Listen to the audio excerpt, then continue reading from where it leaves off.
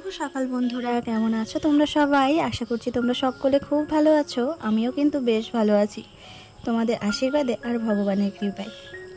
আজকে হচ্ছে মঙ্গলবার আর এখন ঘড়িতে বেজে গেছে সকাল 9টা। চলো তবে এখন থেকে তোমাদেরকে সাথে নিয়ে আজকের ব্লগটা স্টার্ট করছি। আই হোপ তোমাদের ভালো লাগবে। সম্পূর্ণ ভিডিওটা আমার সাথে থাকার অনুরোধ করছি।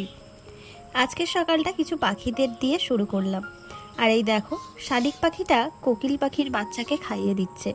মানে ছোটোর থেকে ডিম ফুটে যাকেই দেখেছে তাকেই মা বলে মনে করেছে। আর এদেরকে দেখে আমরাও কিন্তু একটা শিক্ষা পাই, যেটা আমার মনে হয়েছে। বাচ্চা যখন ভূমিষ্ঠ হয় তখন কিন্তু সে তার মাকেই দেখতে পায়, তার বাবাকে কিন্তু চেনে না। তার মা যদি তাকে বলে দেয় যে এটাই তোমার বাবা, তাহলে সে কিন্তু ওটাই মাথায় রেখে দেয় যে ওটাই হচ্ছে তার বাবা। তাকে নিয়ে শুরু হয় জীবনের প্রত্যেকটা লক্ষ্য, প্রত্যেকটা পদক্ষেপ। চলো, অনেক বকবক করলাম, অনেক জ্ঞান দিয়ে দিলাম, তাই না? তো যাই হোক, বাদ দাও। এখন ঘড়িতে 9টা বেজে গেছে আর অয়ন কিন্তু পড়ে বাড়ি চলে এসছে। আর সকালবেলা একটু কাঁকরোল আলু দিয়ে ভাজা করেছি আর হচ্ছে ভাত রান্না করেছি। আর রাত্রিরে কিছু ভাত ছিল, সেটাকেই একটু লঙ্কা, আলু, পেঁয়াজ, রসুন এইসব দিয়ে একটু ভাজা করে নিয়েছি। আর এদিকে দেখো, কিছু ভোলা মাছ নিয়েছিলাম, বাড়িতে মাছ এসেছিল তাই ভোলা মাছ নিয়েছিলাম। আর এই দিকে আসলাম কারণ হচ্ছে আজকে বাড়ির একটা মোরগ আছে, সেটাকে কাটা হবে। আর এই মোরগটা মানে কেউ যদি হেঁটে যায় না, তাকে কামড় দিয়ে দেয়। আর সব মুরগিগুলো নিয়ে মাঠে চলে যায়। তো এখানে তো বর্ষাকালে শিয়ালেরও উৎপাত বেশি, ওই জন্য বলতে পারো যে মোরগটা আজকে কেটে দেওয়া হবে। আর এই কদিন বাড়ি ছিলাম না, বাড়িতে এসে দেখছি বেশ অনেকটা খালে জল হয়ে গেছে। আর চারিদিকে দেখো কচু গাছ, তারপর আরও যে ছোট ছোট গাছ ছিল সেগুলোও কিন্তু বড় হয়ে গেছে। তো মা এখানে বটি নিয়ে বসছে মোরগটা কাটার জন্য। তো আমি তো গলা টলা কাটতে পারি না, মা কেটে দেবে, তারপরে বাকিটা আমি করব। আর এখানে দেখো এরিকা প্ল্যানের গাছটা, মানে আর একটা গাছ, সেটা পাতা ছেড়েছে। এটা বাপের বাড়ি থেকে নিয়ে এসেছিলাম, যখন পাতা টাতা সব আমি কেটে দিয়ে নিয়ে এসেছিলাম, ভালোই বড় হয়ে গেছিলো। তো এবার তার থেকে ডালগুলো কিছুটা করে মরে গেছে, গিয়ে আবার পাতা ছেড়েছে নতুন করে। আর এই দেখো আমাদের খালে এতটা জল উঠে এসছে। জানি না বর্ষাকালটা আবার ডুবিয়ে দেবে নাকি এইভাবেই থাকবে। তো চলো, এখন আমি মোরগের ডানাটা ধরে নিয়েছি আর মা হচ্ছে গলাটা কাটবে। আর আমি ওকে একটু জল খাইয়ে দিচ্ছিলাম। তো দেখে মানে কি কষ্ট হচ্ছিল, তাও বাড়ির জিনিস খাবে সেই জন্যই কাটা হলো। তো যাই হোক, সেই সম্পূর্ণটা তোমাদের সাথে শেয়ার করতে পারলাম না, আমার মানে বিবেকে বাঁধলো আর কি। তো চলো, এইখানটায় আমি মাছ কেটে নিচ্ছি আর ওইদিকে মুরগিটাও ওইভাবে পড়ে রয়েছে। আর এই মাছটা দেখো, আর একটা মাছকে খেয়ে নিচ্ছিল, সেটা গালে আটকে ছিল, কাটার সময় দেখতে পেলাম, তাই সেটাও তোমাদের সাথে শেয়ার করলাম।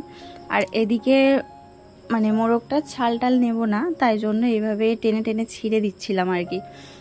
আর ভীষণ শক্ত, মানে বয়স হয়ে গেছিল মোরগটার, তো ভীষণ শক্ত চামড়া, টানতেই পারছিলাম না। আর এত গন্ধ লাগছিল আমার, আমি নাকে গামছা বেঁধে নিয়েছিলাম। আর তোমাদের দাদাভাই ভিডিও করে দিচ্ছিল আমার। চলো মুরগিটা কেটে নিই, তারপরে আবার তোমাদের সাথে কথা হচ্ছে।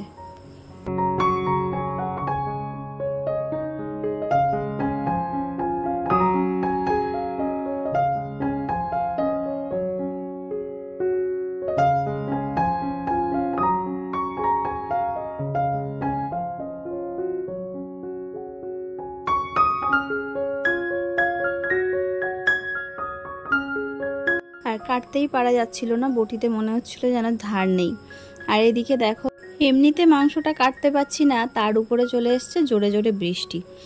তো যাই হোক করে নোংরাগুলো পরিষ্কার করে নিয়েছি, নিয়ে আর ঘরে চলে এসেছিলাম। আর এদিকে অয়ন কল পাম্প করে জল জমিয়ে আর স্নান করছে। ওর বৃষ্টি হচ্ছে, এদিকে জল পাম্প করে কলের ধারে দেখো পুকুর করে নিয়েছে, বেশ আনন্দে স্নান করছে। তো চলো, এই বৃষ্টিতে ভিজে ভিজে মাংস কাটার অভিজ্ঞতা মানে এই প্রথম হলো আমার। তো যাই হোক, বেশ ভালোও লাগছিল। তো এইগুলোকে পরিষ্কার করে তারপরে ঘরে গিয়ে না স্নান টান করে আর তারপর রান্না বসিয়ে দিয়েছিলাম। আর আমার বরমশাই যদি বাড়িতে থাকে তাহলে আমাকে একটু সাহায্য করে হাতে হাতে। তো দেখো, মাংসগুলোকে একটু পিস পিস করে কেটে দিল, আমি পারছিলাম না, মানে এত হাড় শক্ত হয়ে গেছিলো মাংসের। যে আমি কাটতেই পারছিলাম না, তাই ওকে বললাম যে তুমি একটু এগুলো কেটে দাও আর তারপরে আমি রসুন টসুনগুলো ছাড়িয়ে নিই। তো ওদিকেও মাংস কেটে দিল আর এদিকে আমি মাছগুলোকে নুন হলুদ মাখিয়ে আর ভেজে নিচ্ছি। আর পাশে আরেকটা কড়া বসিয়ে দিয়েছি, যে ওটাই মাংস রান্না করব, মানে দুটো কড়াতেই রান্না হচ্ছে বলতে পারো। তো এদিকে আলু ভাজার জন্য আলুও দিয়ে দিয়েছি, আলুগুলো ভেজে নেব।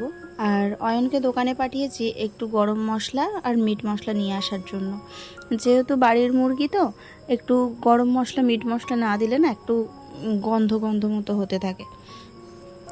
আর এদিকে কি হয়েছে বলো তো, ও মশলা করতে গেছে আর গিয়ে মশলার যে ব্লেডটা থাকে সেই ব্লেডটা ভেঙে গেছে মাঝখান থেকে, তারপর আবার শিলে গিয়ে বেটে নিয়ে আসতে হলো। মানে দেরি হয়ে গেছে, তার উপরে আরও দেরি হয়ে গেল।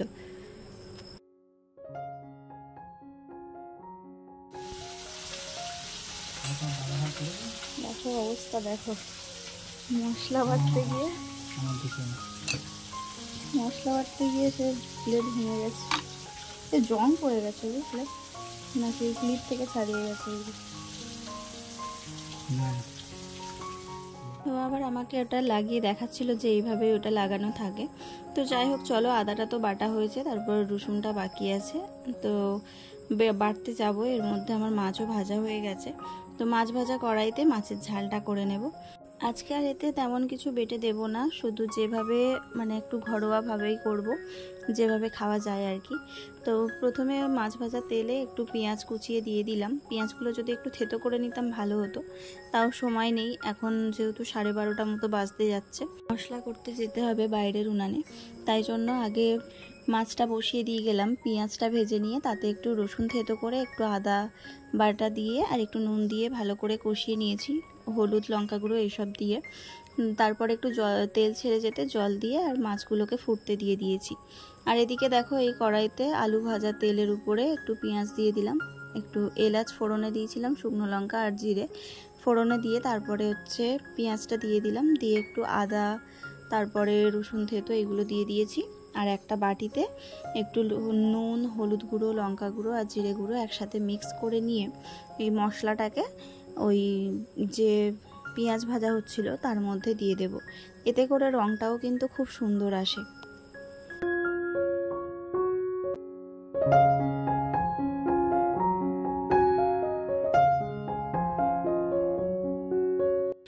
মাংসের মশলাটা ভালো করে কষিয়ে ওতে মাংস দিয়ে দিয়েছি, দিয়ে তোমাদের দাদাভাইকে বললাম তুমি একটু এটা নাড়তে লাগো আর আমি ওই ঘর থেকে একটু সর্ষে পোস্তটা বেটে নিয়ে আসি।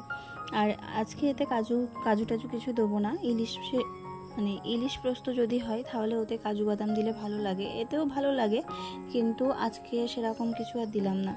তো দেখো আমি কিন্তু নিয়ে এসে দিয়ে দিয়েছি আর তোমাদের সাথে সেটা শেয়ার করতে পারিনি। আর এদিকে হচ্ছে মাছের ঝালটাও আমার কমপ্লিট হয়ে গেছে, তো ওটাকে ঢেলে নিয়ে রেখে দিয়েছি। আর আমার মাংসও কষানো হয়ে গেছে, তো মাংসটাকে কুকারে দিতে হবে। তার জন্য কুকারে মাংসটাকে নিয়ে নিয়েছি আর কড়া ধুয়ে দেখো জলটাও রেখেছি, আর উপর থেকে একটু গরম মশলা গুঁড়ো দিয়ে দিয়েছি।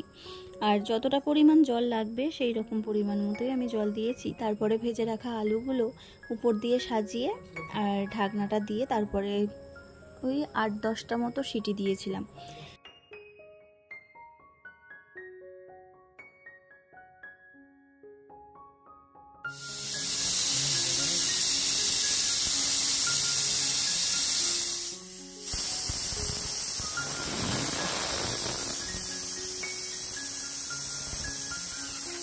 আর এদিকে ছোটুর খিদে পেয়ে গেছে জানো তো, ওকে স্নান টান করিয়ে আর দেখো এই জামাটা পরিয়ে দিয়েছি, এই জামাটাই লাইট জ্বলে, আর ও দেখো বুকে যেই মারছে উনি লাইট জ্বলে উঠছে, ওইটার জন্যই বলতে পারো ওর ঘুম খিদে দুটোই উড়ে গেছে। তারপর রান্নাটা আমি শেষ করেছি, করে এখন ভাত টাত করে খাইয়ে দিচ্ছি সবাইকেই, মানে ভাত বেড়ে দিয়েছি, সবাই যে যার মতো খেয়ে নিচ্ছে। আর ছোটুকেও আমি খাইয়ে দিচ্ছিলাম, অয়নকেও ভাত মাখিয়ে দিচ্ছি, ওরাও খেয়ে নিচ্ছিল। তারপরে বাবা মা স্নান করে আসলো, আসতে ওনাদেরকেও ভাত দিয়ে দিয়েছি। আর তারপর আমিও খেয়ে একটু রেস্ট নিচ্ছিলাম। আর তারপর বিকেলবেলা হচ্ছে বাচ্চারা পড়তে এসেছিলো আর তোমাদের দাদাভাই একটু বাজারে গেল, বাজার থেকে অনেকগুলো সবজি আলু পেঁয়াজ আদা রসুন কিছুই ছিল না ঘরে, সেগুলো নিয়ে এসেছিল, তাই সেগুলোকে আমি জায়গা মতো রেখে দিলাম। আর ভাত ছিল না, তাই ভাতটাই করলাম। আর তরি তরকারি সব কিছুই ছিল, তাই জন্য রাত্রিবেলা আর কোনো চাপ ছিল না। তো বন্ধুরা, আজকের ভিডিওটা তোমাদের কেমন লাগলো অবশ্যই কিন্তু কমেন্টে জানাবে। আর যারা এখনও পর্যন্ত আমার চ্যানেলটা সাবস্ক্রাইব করোনি কিন্তু আমার ভিডিও দেখতে ভালো লাগে, তাদেরকে বলবো প্লিজ আমার চ্যানেলটা সাবস্ক্রাইব করে আমার পাশে থেকো। আর কমেন্ট করতে কিন্তু ভুলো না। আর যদি পারো বন্ধুদের সাথে একটু শেয়ার করে দিও। সব জিনিসপত্র জায়গা মতো রেখে দিয়েছি। আর তারপরে ছোটুকে নিয়ে এসেছিল, ওকে খেলতে নিয়ে গেছিলো পাড়াতে, তাই ও নিয়ে আসার পরে ওকে ভাত টাত খাইয়ে দিলাম, আমিও খেয়ে নিলাম। তো আজকের মতো গুড নাইট।